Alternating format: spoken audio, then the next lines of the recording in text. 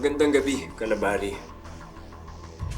Mga mahal kong kababayan, it is with a heavy heart that I admit na itong mga recent acts of robberies and murders ng mga Santa Babies,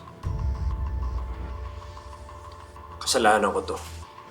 It is very clear, it's a clear sign that I, Mayor Glenn Guerrero, I'm not doing enough to protect you guys para labanan ang krimen ng ating bayan.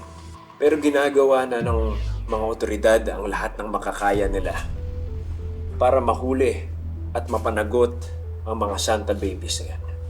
Katulad ng palagi ko sinasabi sa inyo at sasabihin ko ulit, kailangan natin magtulong-tulong. Kailangan nyo kaming tulungan. Kailangan natin sila mapanagot sa mga otoridad. May pinaslang sila na isang ordinaryong mamamayan na may mahalagang parte sa ating komunidad. Isang guru pa siya na si Robert de la Cruz. Kailangan natin gawin ang lahat ng ating makakaya para matigil ang mga krimen na ito. Tama na. Tunay ang panunod niyan. Kapal talaga ng pagmumukha ng mayor na yan! May araw din yan. Lola, ba't hindi na lang natin sila sagutin? I-expose natin sila. Gawa tayo ng vlog. Oo nga, Lola. Siya naman talaga yung sinasabi niyong mastermind, diba? Anong patunay natin? Wala tayong sapat na ebidensya para i-expose siya. Kung kikilos tayo ng hilaw, malulusutan lang tayo ng mga yan. Bakit hindi na lang tayo magpatulong sa mga pulis? Bakit? Napagkakatiwalaan ba natin yung mga pulis? This changes nothing.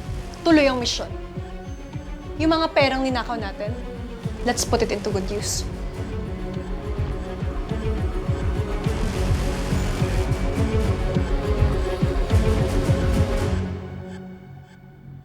Mga katirada, mayor na mismo ng Kalabari nagsasabing magtutulungan tayong lahat. Good morning. Good morning. Gusto ko lang po sanang magtanong, magkano po kaya yung presyohan po sa ganitong mga alahas? Okay, patingin po.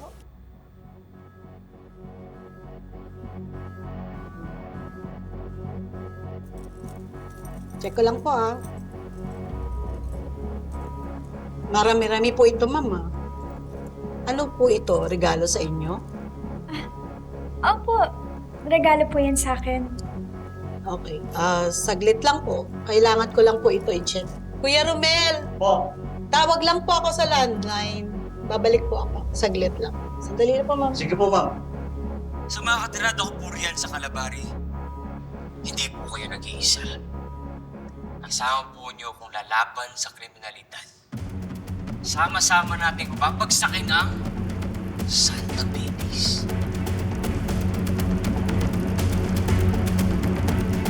Wait lang po, Ma'am. Medyo mahirap i-appraise yung alahas. Kuya, nasan yung babae? Hindi ko po alam eh. Bigla na lang umalis.